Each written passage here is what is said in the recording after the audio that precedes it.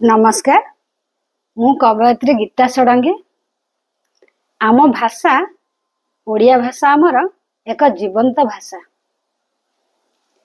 जदि आमर भाषा मरी जाए ताहले आम जाति भी मरीजिव। तेणु आमर प्रत्येक कर्तव्य होछि आम भाषा को बंचाई रखिबा। 2000 वर्ष पूर्वर आमर भाषा साहित्य बहुत उन्नत। आग कालर कवि लेखक माने बहुत काव्य कविता रचना करी आम भाषा को जीवनी शक्ति दे जाइछन्ति। आम भाषा को जीवनी शक्ति देवा सहित आम जाति को मध्य समृद्ध करी जाइछन्ति।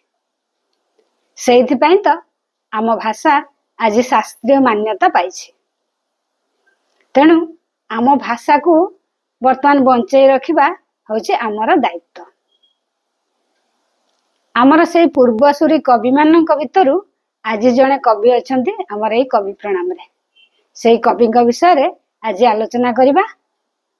सेई महान कवि हेउछन्ति कार्तिक दास। कार्तिक दास मध्ययुगीय अन्यतम बलिष्ठ कवि प्रतिभा। 16 और 17 शतकर अमर कवि प्रतिभा कार्तिक दास रीतिकाव्य परंपरार अन्यतम ख्यातनामा कवि अटंती। परकिया रागानुगा भक्ति 16 शताब्दीर शेष आड़कू क्रमे ओडिया काव्यर मुख्य उपजीव्य परिणत होई पड़ुथिबा बेले आध्यात्मिक क्षेत्र रे स्वकीयार भावना मध्य ओडिया काव्यर नीरव होई नथिला। निम्बार्क प्रमुखंक प्रचारित वैष्णव धर्म रे राधांकर परकिया तत्व अपेक्षा रुक्मिणींकर स्वकीय तत्व अधिक प्राधान्य लाभ करिथिला। कार्तिक दास को रुक्मिणी विवाह काव्य एही भावना द्वारा अनुप्राणित होइथिला। रुक्मिणी विवाह रुक्मिणी और कृष्णंक स्वकीय प्रीति तत्व उपरे आधारित थिला। राधा कृष्ण प्रीतिलीला परकिया प्रीति तत्व उपरे आधारित। एही काव्य रे रुक्मिणी सहित श्रीकृष्ण विवाह 10 गोटी छांदरे विरचित होई अछि। एथिरे कविंकर कवित्व सहज और सुबोध्य अटे। एथिरे अनलंकारिक सौंदर्य वर्णना प्रकाश पाई अछि।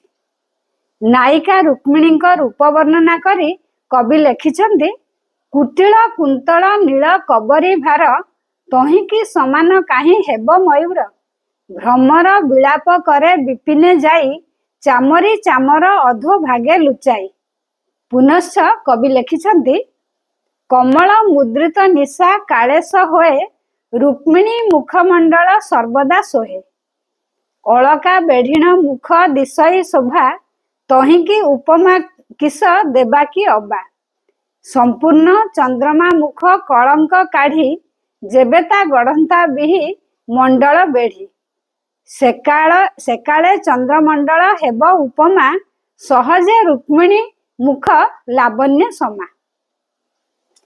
कार्तिक दासंकर रुक्मिणी विवाह काव्य रे काव्यिकता प्रकाश पाई नहीं कहिले त्रुटि हेब। कविंकर काव्यिकता अनलंकारिक होई पारे। अलंकारर दुर्बह भार तांकर काव्य भाराक्रांत होई नाही। रूप तृष्णार प्रभात और संध्यार प्रकृति वर्णना रुक्मिणी विवाह काव्यर अनन्य सौंदर्य और काव्यिकता सृष्टि करिछि। यथा पूर्व दिग दिशिलाक लोहित वर्ण मलिन दिशिला तारा पटल चिन्ह तरुवर कोटरे रहिला उल्लुक चक्रबाकी संगे आसी मिलिला कोक फुटिला कमल वन प्रसरे गंध भ्रमर कुमुद शेषे रहिला बद्ध। प्रदोष वर्णना रे कवि लिखिछन्ति प्रवेश होइला आसी प्रदोष काल शशि काल दिशिला गगन मंडल दिग सीमंतिनी हास्य दर्शन दिशे काम तरुवर नव अंकुर किसे।